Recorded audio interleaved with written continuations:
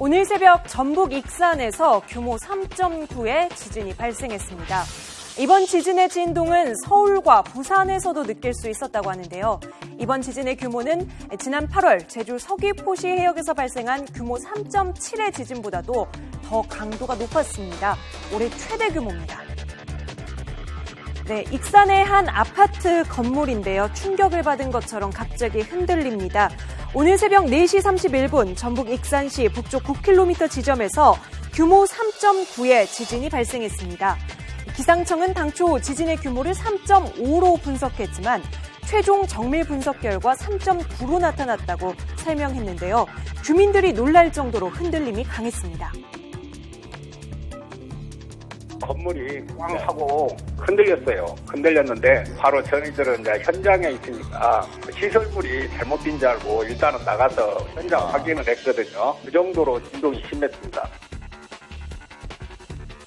이번 지진은 익산에서 200km 떨어진 서울과 부산에서도 감지가 돼 놀라움을 더하고 있는데요. 이번 지진이 내륙에서 발생했고 지각이 다 연결되어 있다 보니 진앙지에서 멀리 떨어진 곳에서도 진동이 감지됐습니다. 이번 지진으로 전북 소방본부에는 200건이 넘는 지진 감지 신고가 들어왔습니다. 다행히 지진 문의 전화는 많았지만 실제로 피해가 접수되지는 않았습니다. 하지만 올해 들어 가장 큰 지진 소식에 국민들의 우려가 높아지고 있는데요. 그렇다면 이번에 발생한 3.9 규모의 지진, 어느 정도 규모라고 봐야 할까요? 규모 3.5 정도 되는 지진이라면은 일반 사람들이 그리 민감하지 않은 사람이라도 지진동을 느낄 수 있는 정도의 규모인데요. 하지만 이 정도의 지진은 그리 큰 규모의 지진이 아니라서 건물의 붕괴라든가 건물의 파손을 일으키기에는 다소 낮은 수치라고 할 수 있습니다. 그런데 2주 전에 올린 지진 예측글이 눈길을 끌고 있습니다. 바로 이건데요. 2주 전에 한 커뮤니티의 글과 함께 이렇게 사진 한 장이 올라왔습니다. 한 누리꾼은 부산에서 거주 중이라고 밝히면서 포털 사이트 지식인 서비스에 질문을 올렸는데요. 그는 지진운으로 추측되는 구름이 찍힌 사진을 게재하면서 자신이 지진운을 포착한 것 같다고 말했습니다. 이어서 이게 진짜 지진운이 맞다면 2주 후에 지진이 발생하는 것 아니냐고 질문했습니다. 이것을 본 누리꾼들은 진짜 지진이 일어날 징조였다며 놀라운 반응을 보이고 있는데 아직 과학적으로 입증된 것은 아닙니다.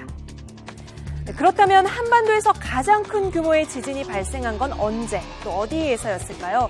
지금까지 남한 지역에서 가장 큰 지진은 1978년에 속리산 지진으로 규모는 5.2로 기록됐습니다. 이번에 지진이 일어난 익산과 가까운 거리에서 발생한 지진입니다. 또 이번 지진으로 인해 한반도가 과연 지진의 안전지대인지 의문이 제기되고 있는데요. 올해 들어 발생한 지진은 모두 44개로 오늘 지진을 포함해 규모 3.0 이상 지진은 5개였습니다. 특히 그간 전북에서는 규모 2.0 이상의 지진이 빈번하게 발생해서 전북 지역이 더는 지진 안전지대가 아니라는 우려의 목소리가 나오고 있는데요.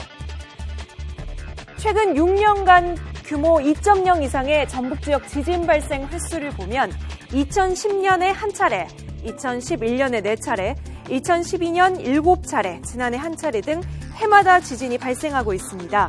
2012년 5월 11일 무주에서 발생한 규모 3.9의 지진이 최근 가장 컸던 것으로 관측됐습니다. 그렇다면 이렇게 지진이 잇따라 발생하고 있는 전북 지역, 강진 가능성은 없는 걸까요? 지진은 각각 육지와 바다를 이루는 거대한 지각판이 서로 미는 힘 때문에 발생합니다. 한반도는 유라시아판 중심부에 있기 때문에 지각판 경계에 있는 일본과 달리 판과 판이 미는 힘의 영향을 덜 받아왔었는데요. 하지만 일본 대지진처럼 판의 경계에서 계속 지진이 발생해 중심부로 힘이 전달되면 이 충격이 축적됐다가 대형 지진으로 변환할 가능성이 있다고 전문가들은 분석했습니다. 우리나라도 지진 발생 빈도가 높지는 않지만 이렇게 큰 지진이 발생할 확률이 아주 높기 때문에 그에 대한 준비가 많이 필요한 상황입니다. 기상청 관계자는 오늘 익산에서 발생한 지진에 대해서 원인에 대해서는 단정할 수 없다는 입장을 밝혔습니다. 다른 나라에 비해서 상대적으로 안정적이라고는 하지만 유비무환이라는 말도 있죠. 우리나라도 이제 지진에 대한 체계적인 연구와 함께 대비가 필요해 보입니다.